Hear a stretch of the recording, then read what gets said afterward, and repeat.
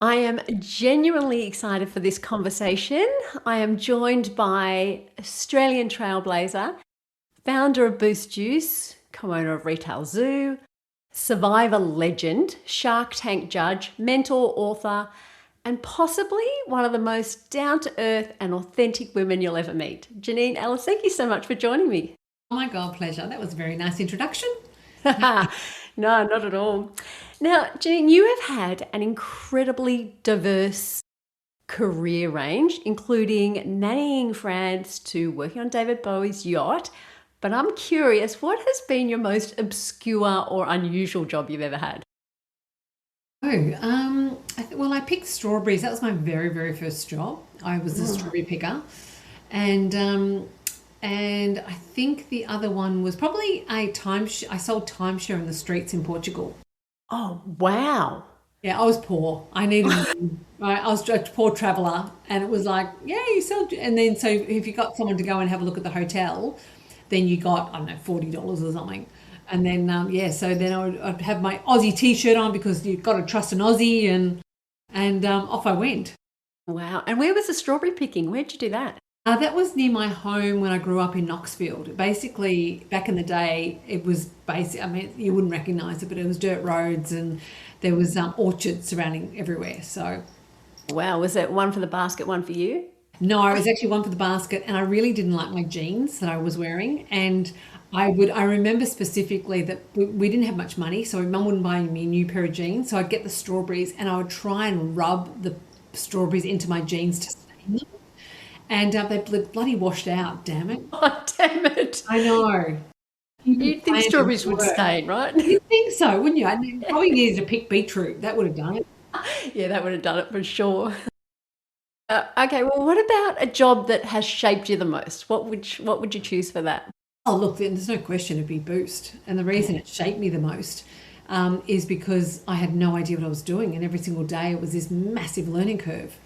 So that really did shape me. Probably the only one probably the one thing with Bowie was that it did give me an insight into others. So, you grow up and your mum was massively into movie stars. So I had movie star books all over the house. So for us, it was like there was us normal people, like you or me, Yeah. Jules, and then there was super people, right? Yeah. Like David Bowie and Mick Jagger and the Queen, and all these people were super people, right? So I just assumed that celebrities were special. And when you work on a boat and you spend 24/7 with these people, you know that they're some are nice, some are not nice, some are insecure, some are secure, some they're like normal people. And so that was really good for me to see that because it blew up that Perspective? Yeah. perspective that anyone is special. Were you a bit starstruck when you first went on there, though? Were you like, oh my God, David Bowie? No, no, not really. I don't know. I don't know why. I think I just had a job. Yeah, yeah. And then you sort of see him Right. and you see everyone and you just go, he's just his job. But the one thing that I did have a moment though, he was in the main living area, and he was doing a new band called Tin Machine, and he was warming up his vocals so he could start singing some of the Tin Machine songs, and he was singing Space Oddity, and it was just me and him, and I'm going, oh my God, I have a one-on-one gig with David Bowie. And it was probably, you forget that you don't see him as David Bowie, you see him as David, and he likes his eggs a certain way, right? So that's how you see him. But then when I remember thinking, I was in the galley, because I don't think he deliberately just was playing for me. I was in the galley cleaning up, and I remember going, oh my God, that's Space Oddity. Oh my God, that's David Bowie. Like I knew it was David Bowie, but I didn't think of him as David Bowie. Yeah. But you look back now and you'd be like, oh man, what an experience. Like, that's I amazing. know, I know. Yeah, and it was, he was a gorgeous, gorgeous human, and, seeing the naughty man that was Mick Jagger and, some of his other friends, it was very funny.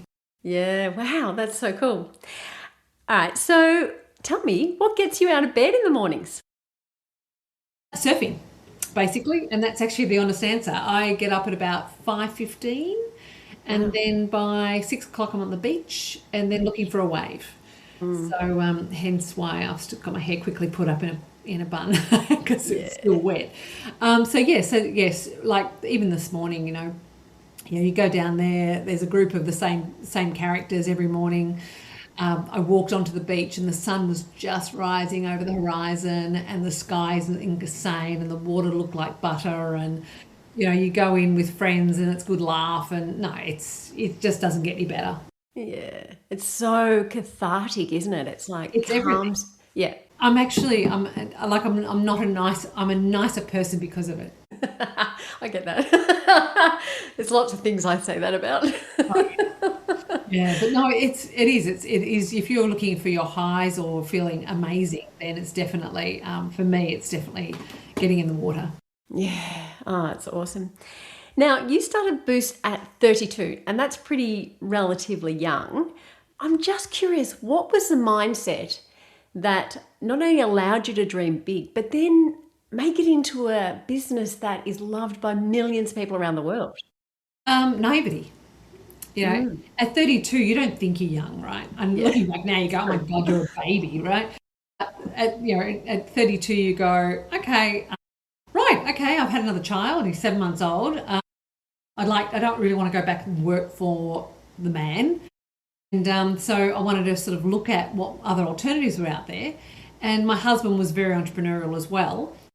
Probably, actually, I say as well, I don't think I was ever entrepreneurial. I think I just kind of went, yeah, let's do this, right? Yeah. And then, pretty much you just work it out. And I think the fact that I didn't go to uni, the fact that I didn't have people around me to give me a guide, I didn't know if it was hard or easy. I didn't know if it was impossible. And so in actual fact, by not knowing that, you just do it and you'll learn it, and you'll learn quick. And so that's what I did. And then by the time I was, 12 months in, I'd already sold my home and all my money was put into there, and it could not fail. It couldn't. And I was just, basically every day, right, how do I hire someone? Never hired someone before. GST was the year I started Boost, was the year that GST was implemented. Okay, how does that work? So every day you just like, whoa, okay, let's just get up and go like mad, and then go to bed, and then get up and go like mad and go to bed. Like, you just work it out. And I think naivety, not knowing it wasn't possible, so bliss.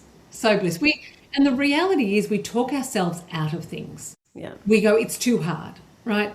People go to me, oh, you moved from Victoria to New South Wales and live on a beach. I go, yeah. Why wouldn't you? Oh, that you're so lucky. No, you do it. Yeah. Just do it. Oh, I have parents here. Go visit them, right? It's only an hour. Like, people put in their heads all of these roadblocks. Yeah. I can't do my business because I haven't got business experience.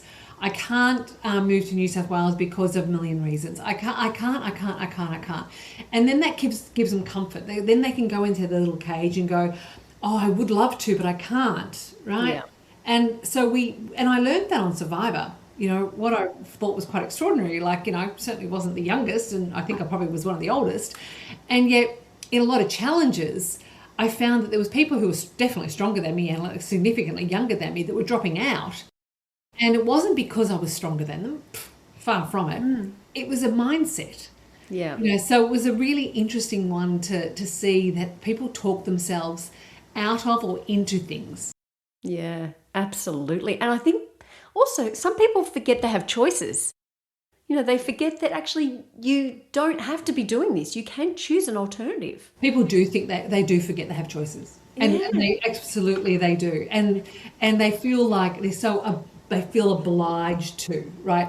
Oh, I can't possibly do that because of it's all this whole dialogue that's constantly happening. Yep, absolutely. I've heard you say that it's more important to be different than better. Like, can you explain that to me? Yeah, look, if you sort of say, oh, I have a better dress than that one over there. It's like, what defines better, right? What's better for you is better for me. Is it a better price? Is it a better material? Is it better? Who knows, right?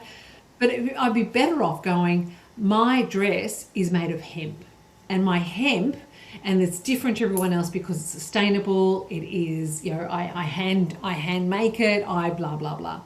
So in actual fact, they talk about there's a theory which I subscribe to that the category of burgers, it's probably the easiest one. So there was McDonald's and Hungry Jack's, and they were competing against the burger pocket. Then you had grilled and Betty's and other gourmet burgers. So they're still in the burger category, but they're now in a new category called gourmet burger category. So they could go, yeah, we're burgers too. We're better burgers. But then that doesn't tell people anyone. Why are they better? Is it less salt, less sugar? Like, why are you better? Yep. So instead they've created another category, which is the gourmet category. And in the gourmet category, there's a few players, right?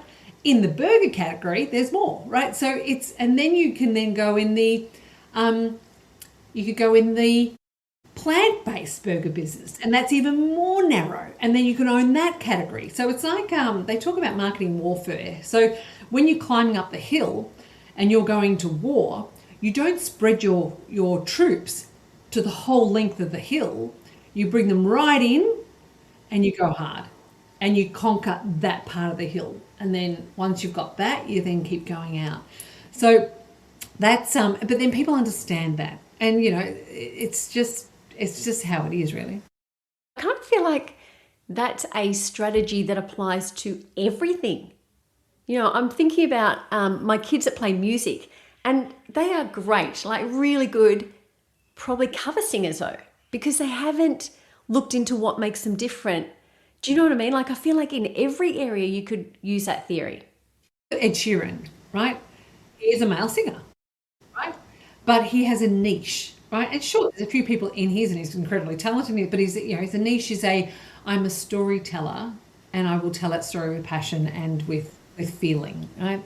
So yeah, they do have, there's people, that's why in music you've got rock, reggae, jazz, pop, it's music. It's all on Spotify. But what type of music do I want to listen to? So I want to listen to meditation music, right? It's still music. And so you think that's a key kind of marketing strategy or business idea as well? Yeah, there's three things you've got to consider, right? The first and foremost is, who's your audience? Yep. What category you're in? Are you in the gourmet category? Are you in the the cheap category? What category are you in? The second thing is, what's your archetype type? In other words, what is your personality of your? So if you are, so for example, JP Hi-Fi, they're very, very clear. Their personality is cheap. Come in. It's a little bit messy. We're overstocked, but you will get it cheap. And, we're cheap. That's what we are. And we are proudly cheap. Reject shop, same thing. Come in, you will get it cheap, right? So that's our archetype. Then you've got, say, a Boost Juice Bars, and our archetype is a magician. We'll have a lot of fun, we'll play, but we're also the sage, which is we are healthy, right? So, but then what you do, once you understand your archetype, you then market towards that. So we're not going to go in and we are cheap, because we're not. We're not cheap. We are the magician, and we are healthy, right? We are quality, right? So that's how, once you understand your archetype, you have to be very, very strict in making sure that is your language. Look at Red Bull, perfect example. Red Bull gives you wings. We are the adventure.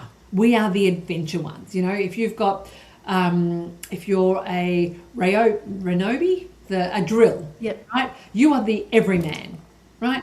VB, you are the everyman. And so so once you're at the everyman, well, you're the bloke that's got the beer and the undies are falling out from your jeans, right? That's who you are, right? So understand your archetype and then be true to that. Yeah. Yeah. Consistent with everything. Yeah. Yeah. Wow. Now, you've applied yourself in many different areas, as I mentioned a few to start with. What is it that keeps you wanting to do something different? I know what it is. I think it's just how you're built, right? It's just you've got that. I think life is about learning. Yeah. I have the curious mind to go, what is next? What makes my life as full as I possibly can? Yeah. What direction do I want to take my life in?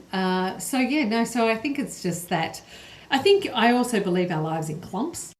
Yeah, right. You go, all right, you got your primary school, you got your high school, you've got your, oh my God, I left school and I'm in the real world. Then you have your babies, you have your married life. That's a very, very different life. That's sort of like there's life before babies and after babies. And then you have the period where they're grown, right? And then you're in your next era. So I do see it's like a book. It's a chapter book. Yeah. Right. And so I think that to understand it as a chapter book, what's your next chapter? What I'm loving now is people, my age and above are going, I've been a lawyer all my life, but I want to be a gardener. Yeah. Well, I've got a girlfriend who's a nurse. She's studying to be a psychologist. I've got a girlfriend who her whole life was dedicated raising her children. Yeah. 58 and just gone to school to be a midwife. Oh, fantastic. So there is never this whole thing of, you're 60 years old, you need to retire, or, you go play golf. Like, what is that? Yeah. That's just kind of weird. Yeah. Yeah. Now, and on that, I know you've done Survivor twice. Did I may have seen the posts out of order at some stage, but did I hear that you're going back again? No. Oh, okay. So 2, that's it. Okay. And it's really interesting because you kind of answered this before, but I was curious to know, what did Survivor teach you? What other skills did you learn while you're on there? Yeah, look, if you imagine, right, so you've got the life where you get up, you make breakfast, you have a coffee, you catch up with friends, you go for a walk, you go to work, blah, blah, blah, right? You do that. So when they called me and said, would you do Survivor the first time, I knew I'd say yes. And the reason being is I think life is about living, and life is about experiences, and life's about spikes.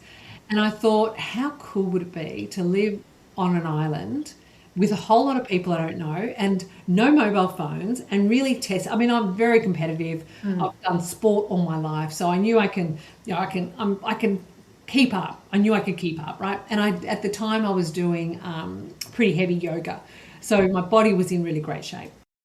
And so I went, yep. And I'm very practical. I mean, I planned. So I made sure I went on a keto diet, because I know that keto means you're not hungry, right? I made sure that I got a coach to work on fitness and mindset. I then went there 24 hours before anyone else and found a villager to show me how to make fire and and how to open up a coconut, right? So I, and the amount of hours I spent on what I should wear. Oh my God, seriously. And I was just staggered that people just rocked up and went, yeah, right. I'm here. And you go, oh my God, did you not do that? That's crazy, right? So for me, I hand on my heart, I want to be as prepared as possible, which is what I do, but it's very much about the experience. And then imagine no mobile phone, sitting in front of the fire, getting to know people, having challenges every day or every second day to see what you're made of. It's pretty extraordinary. I mean, it was pretty horrific, but it was also and the friendships I have from it is actually quite extraordinary.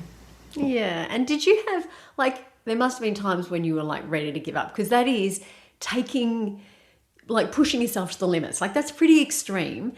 And I guess I'm wondering, did you have any mantras or something that you said to get through that maybe even you apply in life when, things aren't going your way? Is there something you tell yourself to? No, look, I think you couldn't give up, right? You just don't. There was times where I went, please vote me out. Please.